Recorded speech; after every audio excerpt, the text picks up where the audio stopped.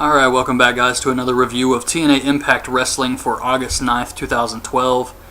This is probably going to be the first of many videos I upload tonight. Got a lot of stuff to do this weekend, and while this is uploading, I plan to go watch either the Born Legacy or the Campaign. I'm not really sure which one I want to watch tonight. And then I'm going to watch the other one tomorrow, and I may even stay up and watch SmackDown depending on when it's posted, but I do have a video game review I want to get uploaded. Still have the Berserk manga review I want to do. And Saturday, the Ring of Honor pay-per-view, TNA pay-per-view Sunday. Redneck Island returns this week. So got a lot of videos coming up this weekend. Hopefully you guys enjoy them. And on to TNA. This was a pretty good episode of Impact. I mean, it was a little above average for me. It had some good stuff on it, but it just, I don't know, it's kind of weird. It's like, I like the ideas, it's just they didn't really work out as good as they should have. One thing in particular, the contract signing. I thought that was a good idea. It didn't really deliver that big moment where it's like, I gotta watch that match. So I was a little disappointed with that. However, AJ Styles and Kurt Angle, that match was amazing. So there was some hit or miss stuff on the show for sure, but it starts off with Bully Ray coming out. And I really hope these rumors about Bully Ray and Devon possibly leaving TNA aren't true, or that they can work out whatever it is. I mean, they said something about how they were disrespected in a meeting during their contract negotiations, and Bully wants to leave, and I don't know. I mean, it has to be pretty bad if they want to quit over this. And I think that at least Bully is definitely a big part of TNA, and it would be a big blow to TNA to lose him. I know some people don't care for him, but I think he's been awesome as a heel, and I would hate to see him go. So hopefully they can get that whole situation straightened out, and I don't even know where they would go. I mean, it would be really cool for nostalgia to see them return as the Dudleys in WWE, but I don't see WWE using them, so unless they want to go join the Extreme Rising or Tommy Dreamer's House of Hardcore or whatever that is, I don't know where they would go. So yeah, they must have been really pissed off to want to leave TNA and not really have another option. But Bully was great here tonight. He comes out, he's doing his Twitter machine, which a fan has a sign right behind him that says that. And he says that he's going to prove Storm's behind the aces and eights. Says he has so many facts. And then Storm comes out. And he says that he's only focused on the BFG series. He draws a line, tells Bully to cross it, and like any great heel, Bully waits, and then when he's about to count to 3, he leaves the ring. I knew he would do that, and that was perfect.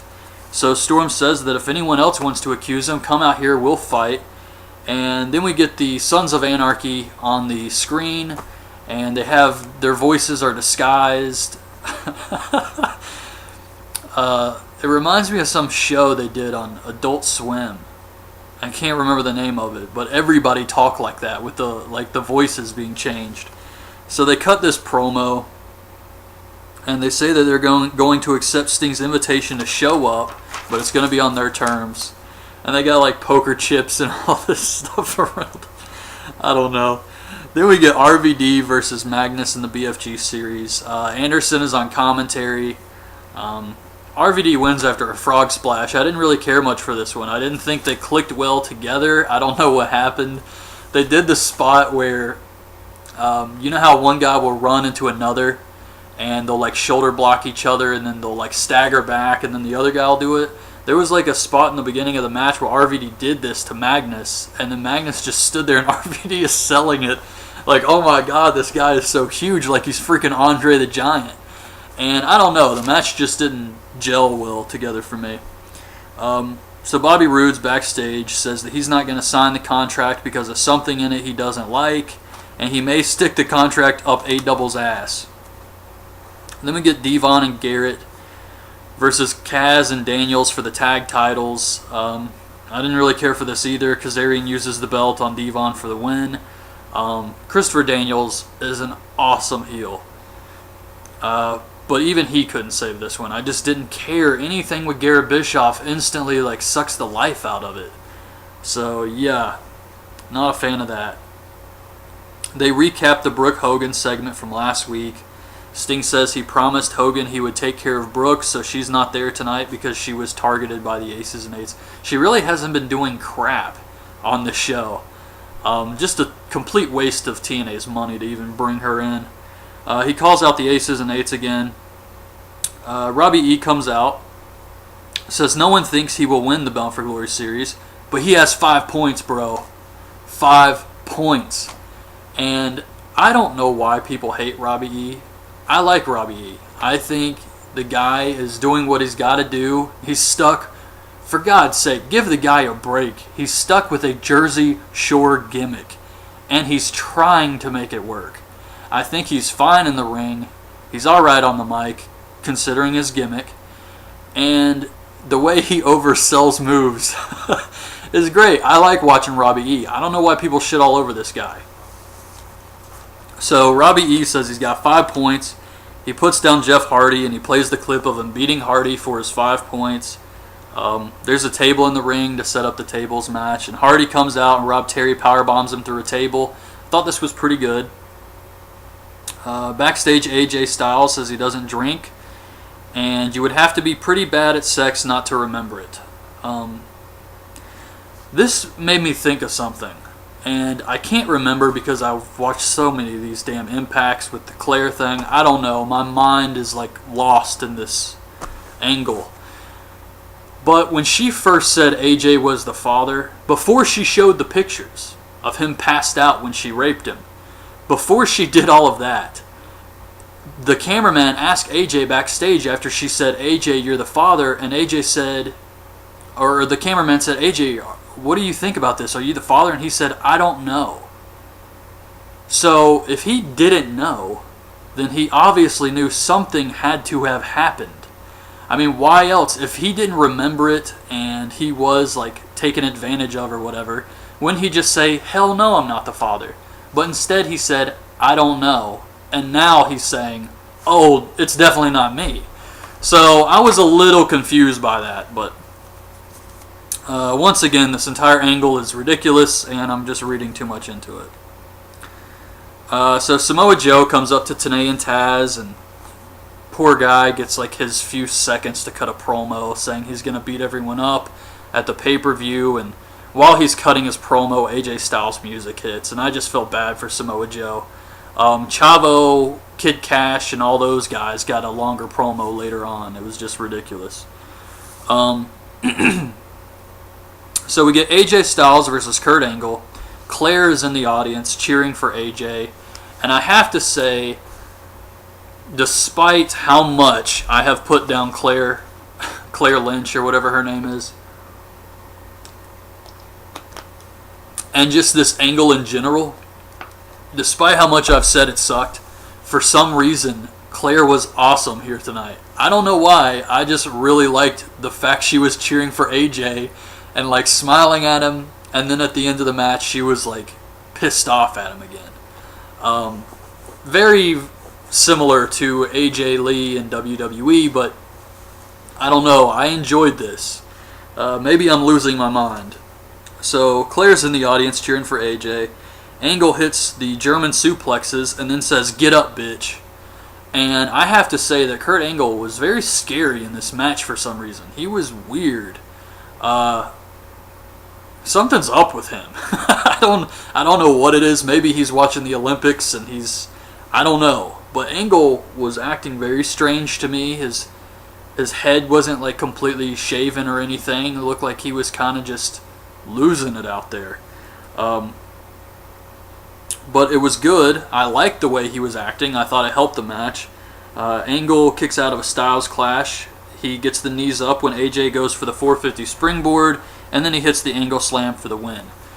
This was a great match. Kurt Angle goes over, and then even after the match, when he's sitting on the apron like cheering, it's just something, like some look in his eyes. He was out there for some reason to me.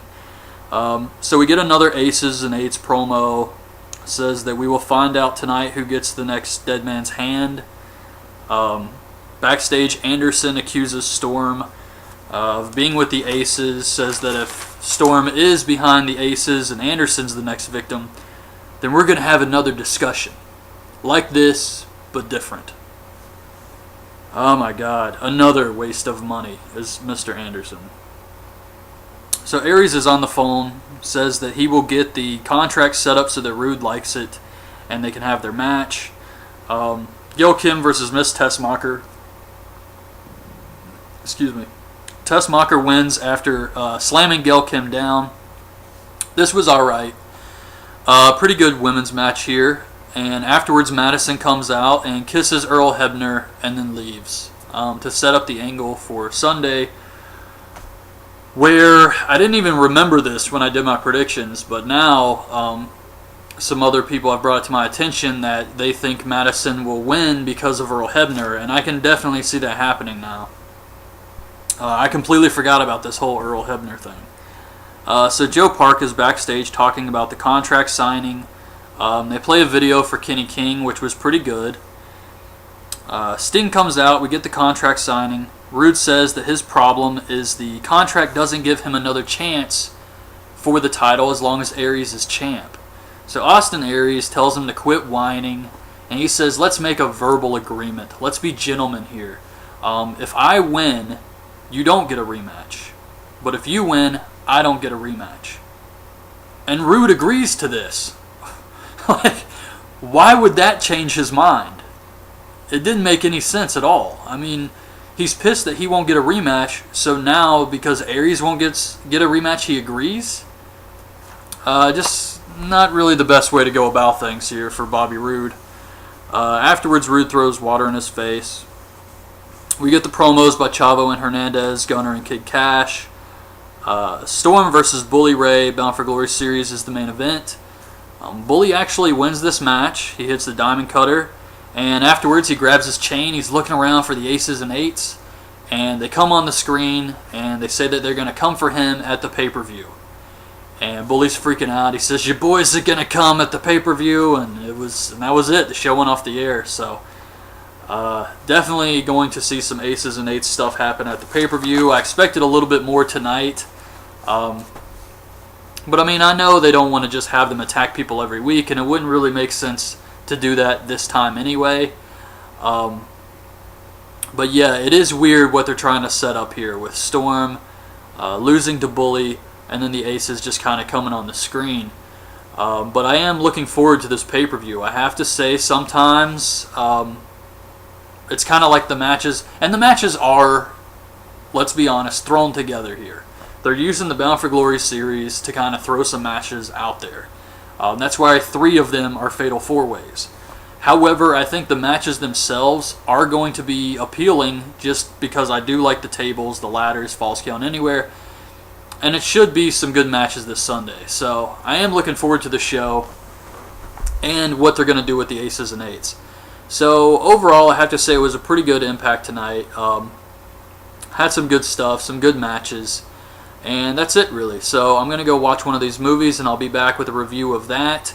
And I'll be uploading some other stuff throughout the night, too. So hope you guys like this video. Leave your thoughts on this week's Impact in the comments below. And thanks for watching.